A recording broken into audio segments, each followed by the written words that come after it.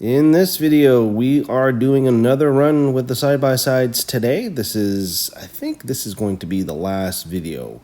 The old man got himself a side-by-side, and I figured when we came up for our visit in the summer, I'd bring up mine too, and we can go for some inaugural rides. So he's driving a Defender HD9, I'm driving a Defender HD7. So our route today is basically one that you've seen a couple times now through this series of videos. We are along Route 12, and we start off here at exit 53, and then we're just going to follow the route up until Route 10, and then from there we're going to follow Route 10 pretty much to the old bridge on La Grande Rivière, and we're going to be taking the trail towards the direction of St. Leonard. So kind of similar to our route that we did towards Vanier earlier in the series, but instead of going left, we're going to go for a right. So let's sit back here for a little bit, and I'll jump back in once we get to some important stuff.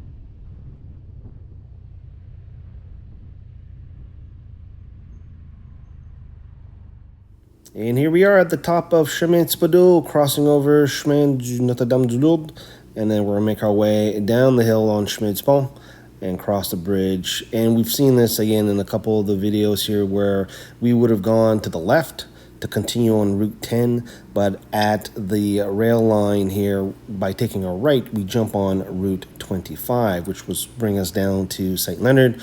We're going to follow the river, basically, and we're going to come up right behind the Irving Woodmill that you see on the Trans-Canada Highway here. So from here, it's pretty easy going at this point. There's quite a bit of driveways we're going to cross through, a little bit more people that live around in this area. We're going to be crossing through some areas I used to know in my youth called Diamond and Byram's and all this other stuff here, but pretty easy going. And I'll show you once we get to the Irving wood mill operation here, where the trail continues, but the old man got curious about a specific trail, and we kind of went off trail, off the Route 25 for a little bit, but we rejoined it here. So I'm just going to mention that once we get to that point here in a couple minutes.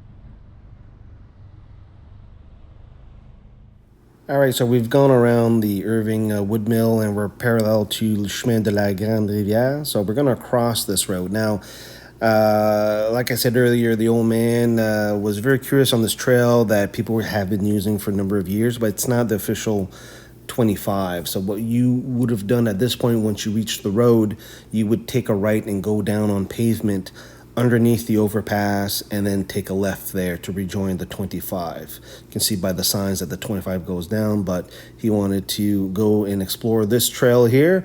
And we end up pretty much at the same spot, but you know, this is something probably was an older trail. I don't remember ever crossing it here in my youth there with the four-wheeler, but I mean, you can see here it's very well worn and a couple little mud holes here, but nothing too crazy. We can rejoin, we can actually cross the highway at one point here to rejoin the 25 before the McDonald's, Tim Hortons, Subway, that little plaza there. That's at the exit if you want to go up to Saint Quentin or head into town to cross into Maine. But there's one spot there, but we ended up coming out on the street and then coming down pavement here, which we probably shouldn't have done. I think we probably would have had a better opportunity to just cross over the Trans-Canada Highway before, but we were both kind of new to the area, wasn't quite sure. So, but we can see here that trails were being used, and we saw marks from earlier, from other people there earlier. So obviously people go by that way. So anyway, we made it out on the 17. This is the 17 as you approach St. Leonard. So we just followed the pavement until we got to where we need to be. So we're going to take a left here to head towards the Shell, but you can see the 25 will go right between the highway and the on-ramp. So you'll see it here, a couple of little signs where that little first house you see here on the left, that's where the trail is. But and we turned here in the summer. This place, well, actually this corner is pretty busy anyway, regardless, but in the summer it's particularly busy. Luckily wasn't too crowded this morning, so for end of July I'm kind of surprised, but maybe that's because we kind of left early. But at this point the 25 would come out here on the left here at one point, and then you'd basically follow the road. Shell is a popular fueling point with a lot of the ATVers and side-by-sides. And then from there, you just continue on this road. Not quite sure what's going to happen here. I understand they're going to be building something here on the right very soon. So they kind of extended this road recently. You can see here. So, but basically at this point, we are on the 25. Well, as soon as we turned on to the road heading towards the Shell, we were on the 25. And we're going to be basically going parallel to the Trans-Canada Highway.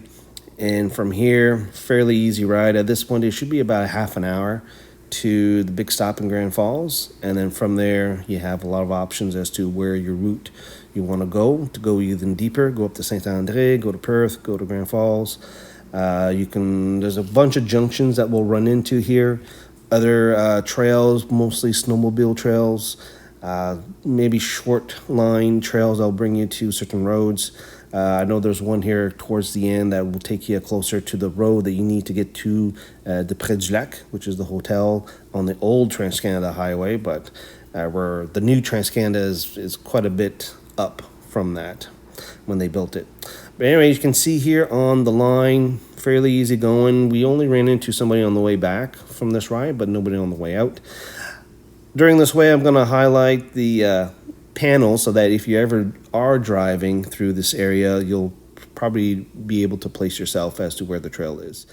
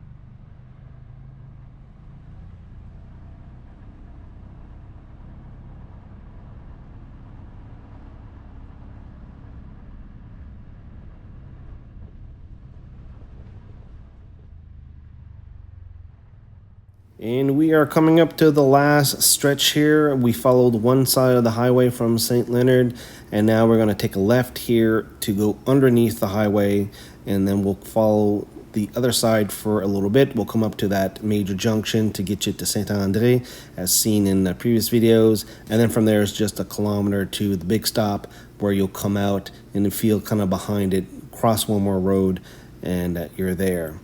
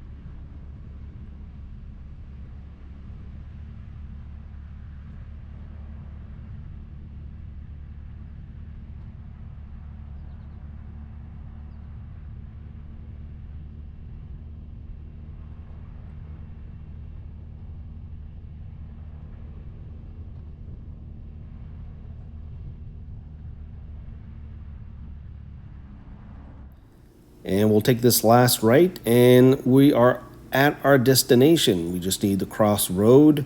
And like I mentioned earlier, as you cross the road, you're going to see some cinder blocks on the left. The trail should continue there if you wanted to continue down to Grand Falls. But our destination today was at the big stop. I needed some coffee and some banana bread, as the tradition when you stop at the big stop. At least for me, it is. Otherwise, if you wanted to really shorten this ride up, is starting from exit 53. Basically, we would just take the 12 south until we get to the 25, and then straight line it down here. You can see here it's mostly very good riding, not a problem. I'll leave the GPX track in the description of the video. You guys can check out the ride. Otherwise, we'll talk to you guys next time.